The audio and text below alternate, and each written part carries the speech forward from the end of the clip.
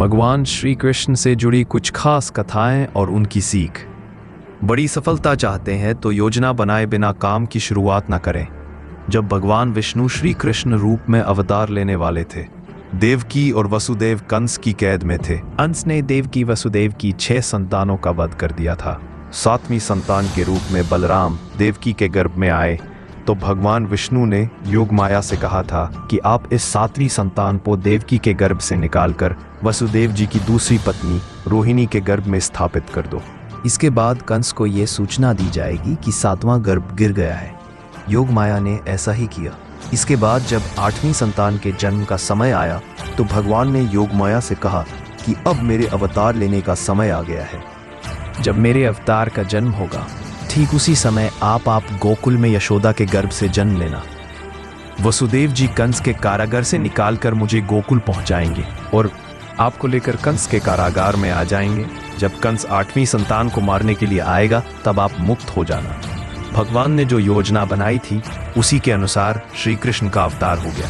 कथा की सीख। इस कथा में भगवान ने संदेश दिया है कि जब भी कोई काम करना हो तो उसकी योजना जरूर बनाएं। योजना अच्छी होगी तो सफलता जरूर मिलेगी। ऐसे काम न करें जिनकी वजह से गलत लोगों की ताकत बढ़ती है। बाल कृष्ण माखन चोरी की लीला कर रहे थे। गोकुल के इस वजह से काफी परेशान थे। एक दिन गांव के नंद बाबा और यशोदा के पास पहुंचे और कान्हा की शिकायत करने लगे।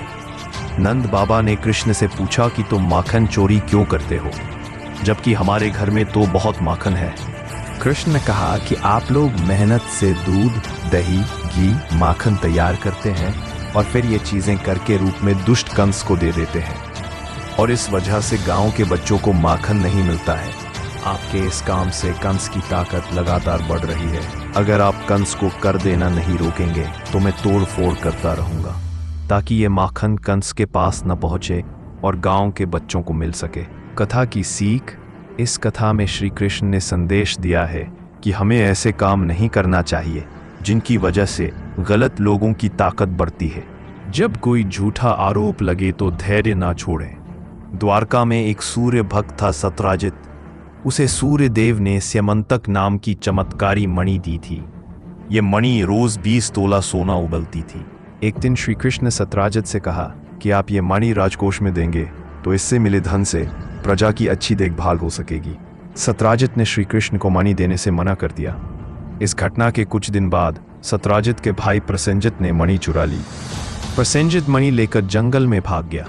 जंगल में एक शेर ने प्रसेंजित को मार दिया और खा गया। मणि जंगल में ही गिर गई। सत्राजित को जब प्रसेंजित और अपनी मणि नहीं मिली तो उसने श्री कृष्ण पर आरोप लगा दिया कि कृष्ण ने ही मेरी मणि चुराई है और मेरे भाई की हत्या कर दी है। श्री कृष्ण पर चोरी और हत्या का कलंक लग गया। श्री कृष्ण ने उस समय क्रोध नहीं किया, धैर्य बनाए रखा और इस आरोप को गलत साबित करने के लिए जंगल की ओर चल दिए। जंगल में श्री कृष्ण को शेर के पैरों के निशान दिखे और निशान के पास हड्डियों का ढेर दिखा। श्री कृष्ण समझ गए कि प्रसेनजीत को शेर ने मार दिया है और मणि यहीं कहीं गिर गई है। श्री कृष्ण मणि खोजते हुए एक गुफा में पहुंच गए। गुफा में जामवंत रहते थे। श्री कृष्ण ने मणि मांगी तो जामवंत नहीं दी। इसके बाद दोनों का युद्ध हुआ।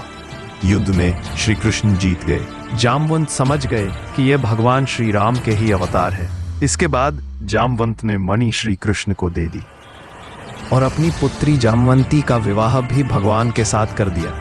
द्वारका लौटकर श्री कृष्ण ने वह मणि जामवंत से लेकर सत्राजित को दे दी और पूरी सच्चाई बता दी। सत्राजित को अपनी गलती पर बहुत पछतावा हुआ। कथा की सीख।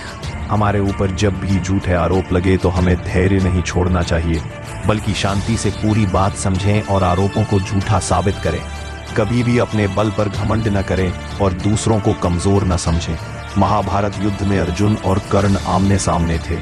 दोनों दिव्य अस्त्र शस्त्रों से लड़ रहे थे। जब जब अर्जुन के तीर के कर्ण के रथ पर लग रहे थे तो कर्ण का रथ बहुत पीछे खिसक रहा था।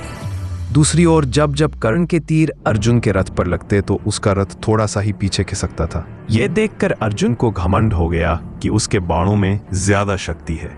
अर्जुन ने यह बात श्री कृष्ण से कही तो भगवान ने कहा कि तुम्हारे बाणों से ज्यादा शक्ति कर्ण के बाणों में है। भगवान की बात सुनकर अर्जुन ने कहा कि ये कैसे संभव है, मेरा रथ तो थोड़ा सा ही पीछे खिसक रहा है। श्री कृष्ण ने कहा कि तुम्हारे रथ पर मैं स्वयं बैठा हूं, ऊपर ध्वजा पर हनुमान जी विराजित हैं, तुम्हारे रथ के पहियों को शेषनाग ने थाम रखा है। इतना होने के बाद भी कर्ण के बाण के ये रथ पीछे खिसकर रहा है, तो इसका मतलब यही है कि उसके बाणों में ज्यादा शक्ति है। ये बात सुनकर अर्जुन को अपनी गलती का एहसास हो गया और उसका घमंड टूट गया। अथा की सीख। इस कथा में श्री कृष्ण ने अर्जुन को सीख दी है कि कभी अपनी शक्ति का घमंड न करें और शत्रु को कमजोर न समझें।